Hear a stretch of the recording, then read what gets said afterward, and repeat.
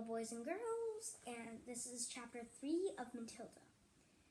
I hope you like this, and please like and subscribe at the end of this video. Thank you, and let's begin. The hat and the super glue. The following morning, just before the father left for his beastly second-hand car garage, Matilda slipped into the cloakroom and got a hold of the hat he wore each day to work. She had to stand on her toes and reach up as high as she could with a walking stick in order to hook the hat off the peg. And even then, she only just made it. The hat itself was one of those flat-topped pork pie jobs with the jay's feathers stuck in the hat band, and Mr. Wormwood was very proud of it. He thought it gave him a rakish, daring look, especially when he wore it at an angle with his loud checked jacket and green tie. Matilda, holding the hat in one hand and a thin tube of super glue in the other, proceeded to squeeze a line of glue very neatly all around the inside rim of the hat. Then she carefully took the hat back on to the peg with the walking stick. She timed up this operation very carefully, applying the glue just as her father was getting up from the breakfast table. Mr. Wormwood didn't notice anything when he put the hat on, but when he arrived at the garage, he couldn't get it off. Super glue is very powerful stuff, so powerful it will take your skin off if you pull too hard. Mr. Wormwood didn't want to be scalped, so he had to keep the hat on his head the whole day long, even when putting sawdust in gearboxes and fiddling the mileages of cars with his electric drill. I'm going to show you the picture.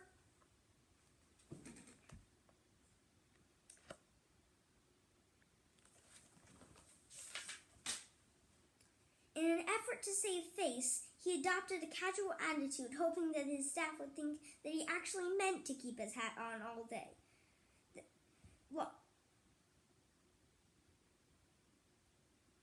Just for the heck of it, like gangsters do in the films. When he got home that evening, he still couldn't get the hat off. "Don't be silly," his wife said. "Come here, I'll take it off for you." She gave the hat a sharp yank. Mr. Wormwood let out a yowl that rattled the window panes. "Ow! What?" he screamed. "Don't do that! Let go! You'll take half the skin off my forehead!" Matilda, nestling in her usual chair, was watching this performance over the rim of her book with some interest. "What's the matter, Daddy?" she said. "Has your head suddenly swollen or something?" The father glared at his daughter with deep suspicion, but said nothing. How could he? Mrs. Wormwood said to him, "It must be super glue. It couldn't be anything else. But I'll teach you to go playing around with nasty stuff like that. I expect you were trying to stick your feather in your hat." "I haven't touched the flaming stuff," Mr. Wormwood shouted. He turned and looked again at Matilda, who looked back at him with large, innocent brown eyes.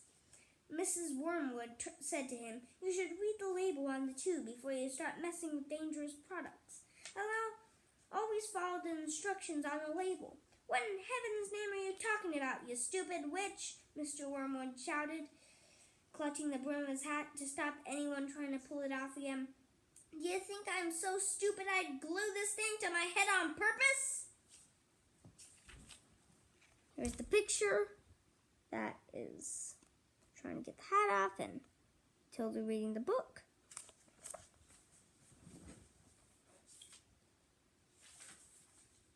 Matilda said, "There's a boy down the road who got some super glue on his finger without knowing it and then put his finger to his nose." Mr. Wormwood jumped. "What happened to him?" he spluttered. "The finger got stuck inside his nose," Matilda said, "and he had to go around like that for a week. People kept saying to him, 'Stop picking your nose,' and he couldn't do anything about it. He looked an awful fool." "Serve him right," Mrs. Wormwood said. "He shouldn't have put his finger up there in the first place. It's a nasty habit. If all the children had super glue put on their fingers, they'd soon stop doing it." Matilda said. Grown-ups do it too, Mummy. I saw you doing it yesterday in the kitchen. That's quite enough from you, Mrs. Wormwood said, turning pink. Mr. Wormwood had to keep his hat on all through supper in front of the television. He looked ridiculous, and he stayed very silent. When he went up to bed, he tried again to get the thing off, and so did his wife, but it wouldn't budge. How am I going to have my shower? He demanded. You'll have to do without it, won't you?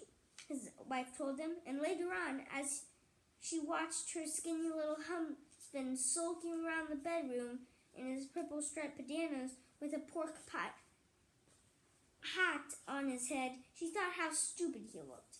Hardly the kind of man a wife dreams about, she told herself. This is the picture of him putting super glue in his nose, and this is the picture of her watching how stupid he looks. Mr. Wormwood discovered that the worst thing about having a permanent hat on his head was having to sleep in it. It was impossible to lie comfortably on the pillow. Now do stop fussing around, his wife said to him after he had been tossing and turning for about an hour. I expect it will be loose by the morning and that it will slip off easily. But it wasn't loose by the morning, and it wouldn't slip off. So Mrs. Wormwood took a pair of scissors and cut the thing off his head, bit by bit, first the top and then the brim, where the inner band had stuck to the hair all around the sides of his back. She had to chop the hair off right to the skin so that he finished up with a bald white ring around his head, like some sort of monk. And in the front, where the band had stuck directly to the bare skin, there remained a whole lot of small patches of brown leathery stuff that no amount of washing would get off.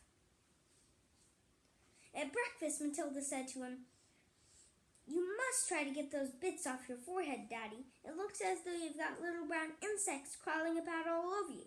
People will think you've got lice. Be quiet, his father snapped. Just keep your nasty mouth shut, will you? All in all, it was most satisfactory exercise, but it was surely too much to hope that it had taught the father a permanent lesson. That is all with this chapter. Here's the page. This is her cutting the hat off, and here is him talking to Matilda. So the next chapter is called Ghost, and I will see you in the next video. Please like and subscribe next time, and I hope you like this video. Bye.